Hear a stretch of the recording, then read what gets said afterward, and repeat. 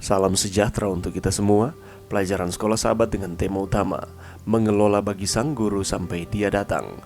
Pelajaran ketiga, kontrak memberi persepuluhan. Kamis 19 Januari, sebuah persepuluhan yang jujur atau setia. Bacalah 1 Korintus 4 ayat 1 dan 2. Sebagai anak-anak Allah dan penatalayan untuk berkat-berkatnya, jenis umat yang bagaimanakah kita diminta untuk hidupkan? Jadi, apakah artinya setia dalam persepuluhan kita? Pekan ini kita telah mempelajari beberapa unsur pokok persepuluhan. Yang pertama, jumlah, yaitu 1/10 atau 10% dari pendapatan atau keuntungan kita. Yang kedua, dibawa ke rumah perbendaharaan, tempat di mana pekerja Injil diberikan upah. Yang ketiga, menghormati Allah melalui bagian pertama dari pendapatan kita. Dan yang keempat, digunakan untuk tujuan yang benar, yakni menopang pelayanan. Adalah tanggung jawab kita sebagai anggota-anggota jemaat untuk menjunjung tinggi 3 poin pertama. Adalah tanggung jawab rumah pengelola perbendaharaan untuk memastikan bahwa dana persepuluhan digunakan dengan tepat.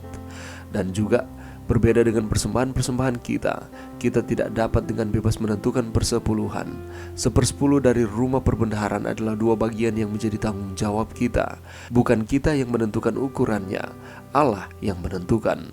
Jika saya tidak mengembalikan 10% secara penuh dari keuntungan saya, sesungguhnya saya tidak mengembalikan persepuluhan. Dan jika saya tidak membawa 10% ke rumah perbendaharaan, saya juga tidak mengembalikan persepuluhan. Bacalah Matius 25 ayat 19-21. Kapankah kita diminta untuk mempertanggungjawabkan pengelolaan dana Tuhan? Apakah sebutan mereka yang secara finansial setia? Bawalah seluruh persembahan persepuluhan itu ke dalam rumah perbendaharaan. Maleakhi 3 ayat 10 adalah perintah Allah. Tidak ada imbauan yang dibuat untuk ucapan syukur atau kedermawanan. Ini adalah soal kejujuran yang sederhana. Persepuluhan adalah milik Tuhan, dan Ia memohon supaya kita mengembalikan kepadanya apa yang menjadi miliknya. Membina pendidikan sejati halaman 126. Mengelola bagi Allah adalah satu kesempatan istimewa juga. Dia memberkati dan menopang kita dan meminta hanya 1/10. Dan kemudian dia menggunakan persepuluhannya untuk menyokong mereka yang berada di dalam pelayanan, sama seperti yang dia lakukan untuk suku Lewi selama masa bangsa Israel kuno. Beberapa orang berpendapat bahwa mereka tidak suka bagaimana persepuluhan itu digunakan.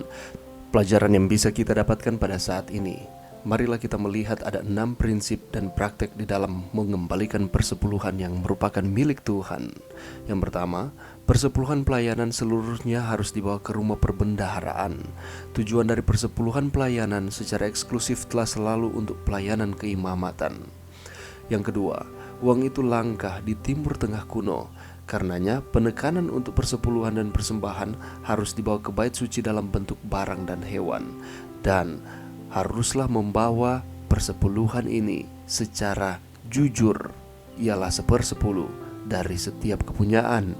Yang ketiga, doktrin persepuluhan didasarkan pada seluruh kitab suci dan tidak hanya pada ayat-ayat pada periode orang Lewi. Dengan kata lain, doktrin mengenai persepuluhan ini masih berlaku sampai pada kita saat ini. Dalam contoh-contoh pertama di mana persepuluhan disebutkan, Alkitab menginstruksikan bahwa prinsip persepuluhan mencakup segalanya. Kita boleh lihat itu di dalam Kejadian 14 ayat 20, Kejadian 28 ayat 22, yaitu semua harta kepunyaan atau ketampahannya. Yang keempat, mempertimbangkan ukuran penyimpanan di kemah suci atau bait suci. Tidak akan realistis untuk membayangkan bahwa persepuluhan dari seluruh bangsa Israel yang diberikan dalam bentuk barang dan hewan akan muat dalam tempat penyimpanan di bait suci. Yang kelima, selanjutnya, referensi dalam Alkitab untuk produk pertanian dan hewan hanya merupakan referensi untuk produk yang paling umum. Namun, persepuluhan dapat diubah menjadi uang untuk kenyamanan. Yang keenam, lebih daripada itu, bagian Alkitab yang berhubungan dengan persepuluhan hasil pertanian menetapkan bahwa persepuluhan ini dapat ditukar dengan uang menurut hukum penebusan barang-barang kudus di dalam Imamat 27:31. Dan dalam hal ini, jumlah persepuluhan yang dimaksudkan harus ditebus mesti dibayar, ditambah denda 1/5 shikal atau 571 gram perak batangan yang merupakan mata uang bait suci. Semua perkiraan mengenai hal-hal kudus termasuk persepuluhan dilakukan oleh imam sebelum persepuluhan dapat ditebus. Dengan kata lain, di dalam mengembalikan persepuluhan haruslah kita jujur di hadapan Tuhan.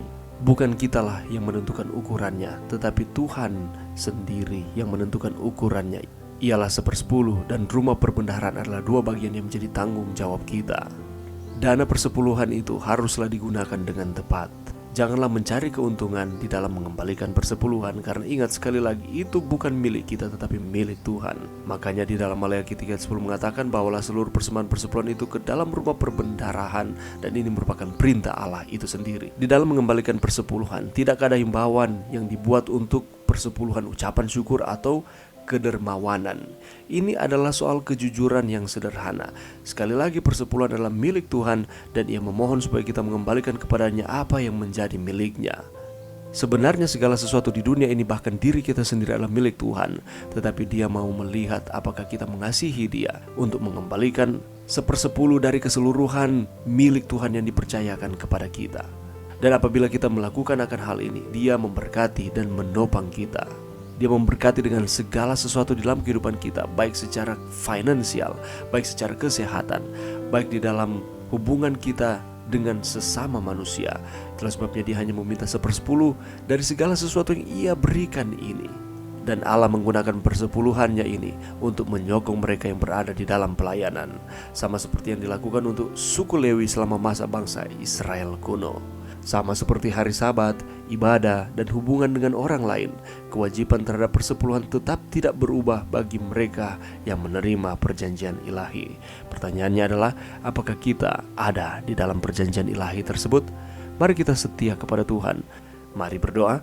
Terima kasih Tuhan atas firman-Mu pada saat ini. Bantu kami untuk kami terus mengembalikan persepuluhan yang merupakan milik Tuhan dengan jujur dan setia. Ini doa kami di dalam nama Yesus. Amin.